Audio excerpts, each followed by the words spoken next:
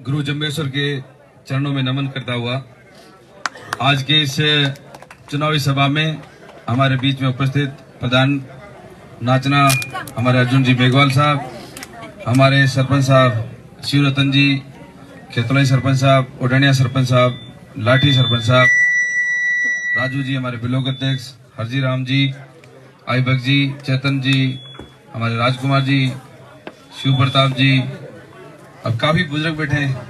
अब एक एक नाम लूंगा तो फिर कोई नाराज होगा, कोई एक साथ ही सही है। तो आप सभी मेरे लिए आदरणीय हो, सम्मानीय हो, तो मेरे पिता तुल्य बुजुर्गों, माताओं, बहनों और नौजवान साथियों, आज मैं 3 चुनाव यहाँ लड़ा हूँ, पर चौथे चुनाव में जो खेतौलाई गांव का जो जोश देखा है वो जोश अलग था।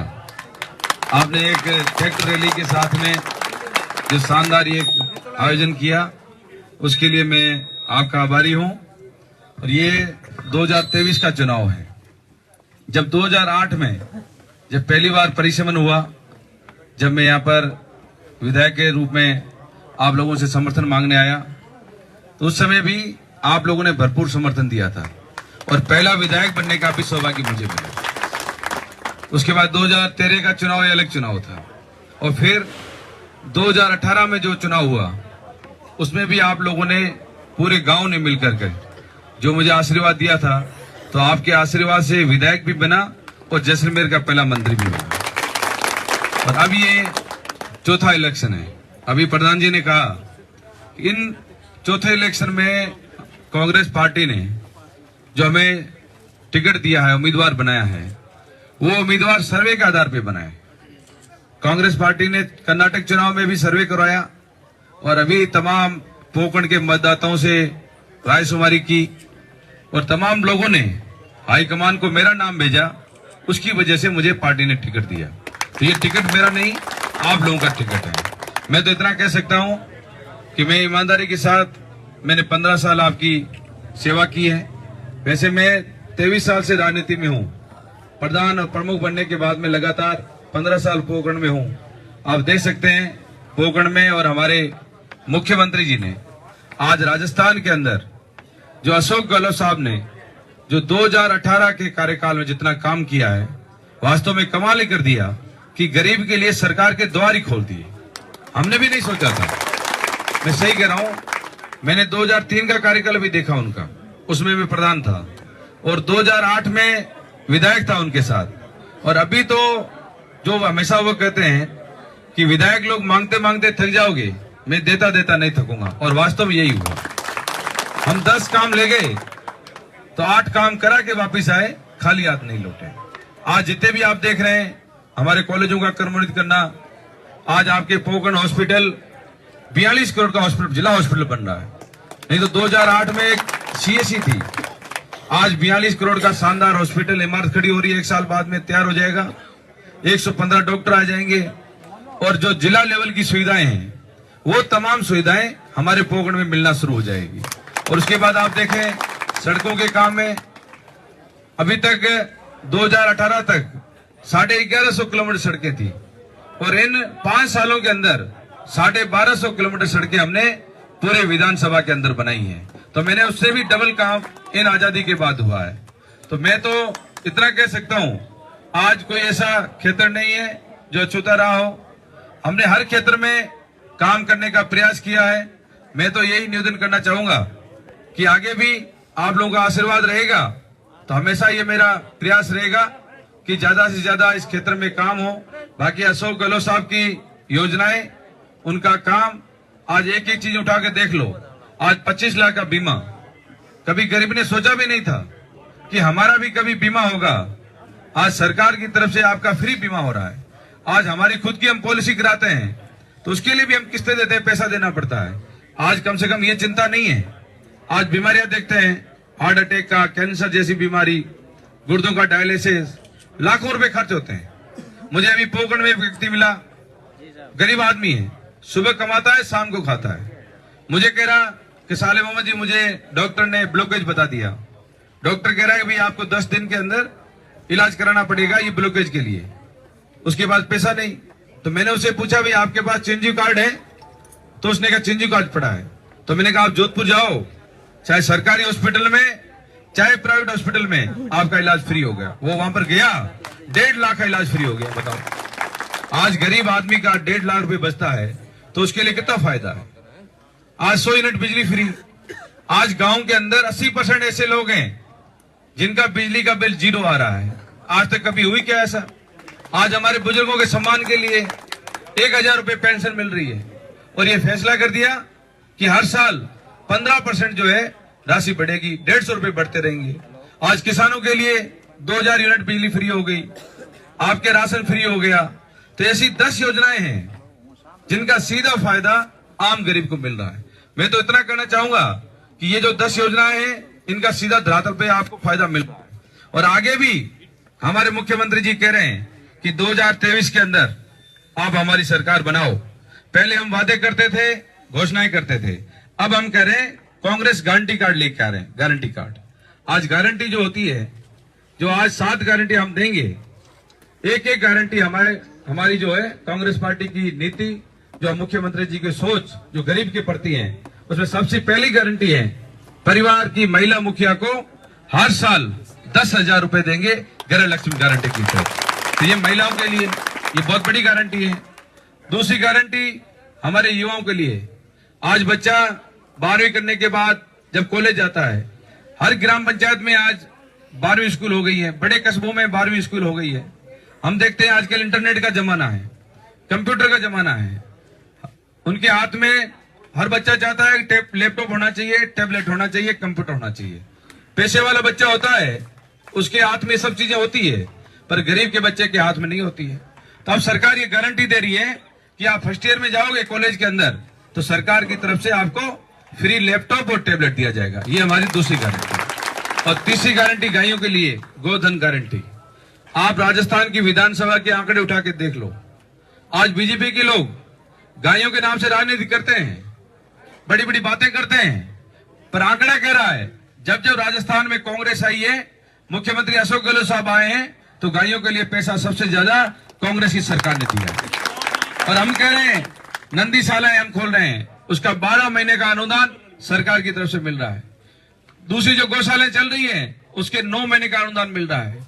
आज जो दूध देते हैं डेयरी के अंदर उनको 5 रुपए का सब्सिडी अनुदान दे रही राजस्थान की सरकार।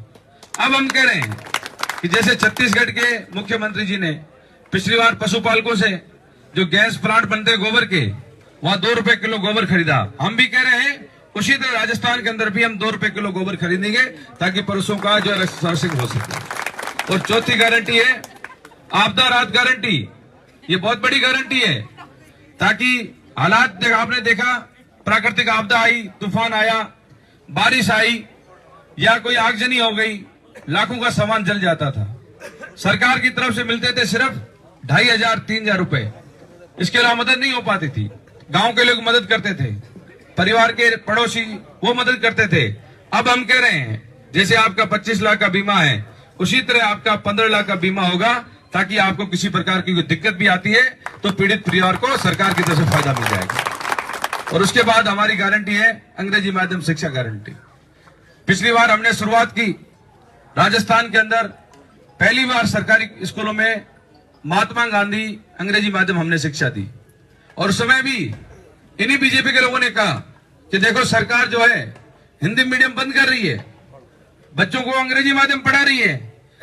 आज जो ये बातें करते हैं बड़ी बड़ी, उनके खुद के लड़के आज अंग्रेजी माध्यम की जो प्राइवेट स्कूल हैं LKG से इंग्लिश पढ़ते हैं। यदि गरीब के बच्चे को सरकार पढ़ाती है तो इनको क्या तकलीफ हो रही है। अब हम कह रहे हैं राजस्थान के अंदर हर विद्यार्थी को अंग्रेजी माध्यम शिक्षा की हम गारंटी देते हैं। और उसके बाद में हमारे कर्मचारी, आप सभी को पता है कि 2004 के बाद में जो सरकारी कर्मचारी अधिकारी थे उनको पेंशन नहीं मिलती थी। उनके परिवार वाले परेशान होते थे कि 60 साल व्यक्ति नौकरी करके घर के जाए और वहां खाली हाथ लौटे, तो बच्चे भी पूछते थे कि बाकी वाली जिंदगी कैसे निकलेगी। परिवार भी परेशान होता था। हमने प्रधानमंत्री जी से कहा, हमारे राहुल गांधी जी ने, अशोक गहलोत साहब ने, कि ये कानून वापस लिया जाए, पर उन्होंने हमारी बात नहीं मानी। फिर राहुल गांधी जी ने ये निर्णय लिया कि देश के अंदर जहां जहां कांग्रेस की सरकारें हैं वहां पर हम पुरानी पेंशन लागू करेंगे। और अब हम कह रहे हैं इसके लिए कानून बना देंगे ताकि किसी प्रकार की कोई दिक्कत नहीं रहे। और बाकी आपको उज्ज्वला के अंदर आप सभी जानते हो कि राहुल गांधी जी की जो यात्रा निकली कन्याकुमारी से कश्मीर तक 4000 किलोमीटर पैदल यात्रा निकली और लाखों लोग जुड़े। और उन समय भी इन्होंने कहा था कि राहुल गांधी ये तो 2 दिन में वापस चले जाएंगे, पर आज वो पैदल क्यों चले? जिसके नाना प्रधानमंत्री, जिसकी दादी प्रधानमंत्री, जिसका पिता प्रधानमंत्री, उसके घर में कोई कमी नहीं थी। वो निकले तो सिर्फ आप लोगों के लिए निकले थे। वो 2014 का वादा याद दिला रहे थे मोदी सरकार को कि भाई आपने वादा किया था कि किसान की आय हम दुगनी करेंगे, देश में महंगाई में राहत देंगे और युवाओं से कहा था कि हर साल आपको 2 करोड़ नौकरियां देंगे। आज देश में क्या हो रहा है? किसान 900 किसान शहादत हो गई दिल्ली बॉर्डर पे। आज तक किसी ने पूछा? आप 3 काले कानून लेके आए, उसकी वजह से किसान की शहादत हुई। एक भी व्यक्ति जाके नहीं पूछ रहा था बीजेपी का कि उसके परिवार की क्या हालात है, उसके बच्चे कैसे हैं। पर वो 3 काले कानून वापस लेने पड़े और किसानों ने उनको झुकाया। आज महंगाई, गरीब आदमी प्याज रोटी खा रहा है। आज रिफाइंड तेल के भाव देख लें, 250-300 रुपए हो गए। घी और 700-800 रुपए हो गया। आप शक्कर के भाव देख लें, चीनी के, मसालों के भाव देख लें। इतनी महंगाई है, इस महंगाई के गरीब आदमी कैसे जिए? तो राहुल गांधी जी ने याद दिलाया। आज देश की सबसे बड़ी पंचायत लोकसभा के अंदर कहा कि आप जो अपना वादा है निभाओ। उन्होंने क्या किया? लोकसभा के माइक ऑफ, ताकि उसकी टीवी से आवाज बाहर नहीं जाए कि विपक्ष अंदर क्या बोल रहा है, वो जनता के पास नहीं जाना चाहिए। पहले क्या होता था भाई, सरकारें कांग्रेस की भी रही है, सत्ता पक्ष और विपक्ष 2 ही चीजें होती है। और पहले जब विपक्ष बोलता था, सत्ता पक्ष को याद दिलाता था कि आपने जनता से ये वादे किए, आपने वादा पूरा नहीं किया है, तो सत्ता पक्ष भी कान देता था कि भाई विपक्ष जो बोल रहा है, ये मुद्दा यदि जनता के पास चला गया तो हमारी कुर्सी हिल जाएगी। पर आज परवाह नहीं है। आज विपक्ष के लोगों के ऊपर ईडी का छापा, इनकम टैक्स का छापा। आज जितने भी जो हमारी केंद्र की एजेंसियां हैं उनका दुरुपयोग हो रहा है। अब डोटासरा जी के घर ईडी चली गई, बताओ उनको क्या मिला? ईडी का छापा पड़ा 5 बजे, वो घर पे थे, उनको पूछा भाई कौन, हम ईडी से आए, तो आपका स्वागत है, आइए। और उन्होंने लिखा ट्विटर पे, सत्य में जय थे। तो कार्यकर्ताओं से कहा कि हमें सब्र रखना है, किसी प्रकार की कार्रवाई नहीं करनी है। 5 घंटे की पूरी तलाशी के बाद में उनके घर में निकला 10,500 रुपए। उन्होंने कहा 500 रुपए आप ले जाना, चाय पानी पी लेना। बताओ, इस प्रकार से विपक्ष को तंग किया जाता है। तो हम तो ये तो कह रहे हैं कि आपका वादा है, आप उस वादे को भूलो मत। आज यदि 18 करोड़ नौकरी का कहा था, उनका खुद का आंकड़ा कह रहा है अभी तक सिर्फ देश में 18 लाख ही नौकरियां दी है। तो ये सब चीजें लोकतंत्र में कौन पूछेगा?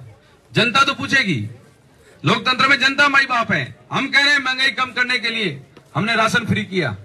आज जो इनका 78 लाख परिवार उज्ज्वला के हैं, देश में 1150 रुपए का सिलेंडर है, हम आपको 500 रुपए में सिलेंडर दे रहे हैं। तो ये कौन दे रहा है? राजस्थान की कांग्रेस की सरकार दे रही है। मोदी जी कह रहे हैं कि अशोक गहलोत साहब आपकी योजनाएं अच्छी हैं, आपकी योजनाओं को हम बंद नहीं करेंगे। यदि आपकी नीयत साफ है तो मैं निवेदन करना चाहता हूं, अशोक गहलोत की योजनाएं आप देश में लागू कर दो ताकि सबको फायदा मिलना शुरू हो जाए। पर उनकी नीयत साफ नहीं है। मैं तो इतना कहना चाहूंगा कि 10 गारंटियां हमारी पहले चल रही है, 10 और 7 गारंटियां हम ये दे रहे हैं। आप बीजेपी के लोगों से पूछो कि आपका विजन क्या है। भाई कांग्रेस का तो विजन सामने पड़ा है, 10 चीजें चल रही है, 7 गारंटियां हम दे रहे हैं। आप अपने मैनिफेस्टो में क्या कर रहे हो? आप राजस्थान के लिए क्या करोगे? अभी तक तो मैंने कुछ भी नहीं देखा। उनका मैनिफेस्टो भी देख लिया, जितना कांग्रेस पार्टी कर रही है उसके बराबर भी उनका अभी तक मैनिफेस्टो नहीं आया है। इसलिए लोकतंत्र में आपको तुलना करनी पड़ेगी। आपके बच्चों के लिए, आपके बुजुर्गों के लिए, महिलाओं के लिए, युवाओं के लिए कौन सी सरकार, कौन सी पार्टी अच्छा काम कर रही है। यदि ये तुलना करके निर्णय करोगे तो मुझे विश्वास है कि आपका मत कांग्रेस की तरफ जाएगा। पर इतना जरूर उन्होंने किया है, पिछली बार 2013 में रिफाइनरी आपके सामने पड़ी है। सोनिया गांधी, मनमोहन सिंह जी ने आधारशिला रखी और 2013 में इनकी सरकार आई 5 साल तक वो रिफाइनरी बंद रही। 38,000 करोड़ का था ये पूरा, और आज वो रिफाइंड तेल जा रहा है गुजरात के अंदर। और यदि आज 5 साल में तैयार हो जाती तो आज अरबों रुपए आते, राजस्थान को फायदा होता और लाखों लोगों को रोजगार मिलता। तो आज किसके कारण बंद हुई? तो ये लोग भला करना नहीं जानते हैं। ये बंद जरूर कर सकते हैं, आपकी चिंजी योजना बंद कर सकते हैं, आपका फ्री इलाज बंद कर सकते हैं, आपकी पेंशन बंद कर सकते हैं, आपकी ओपीएस बंद कर सकते हैं।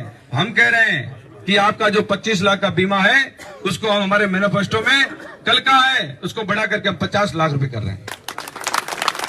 और किसानों के लिए हम कानून बना रहे हैं ताकि उनके दाम फसल के पूरे मिले। हम ओपीएस के लिए गारंटी कानून लेके आ रहे हैं।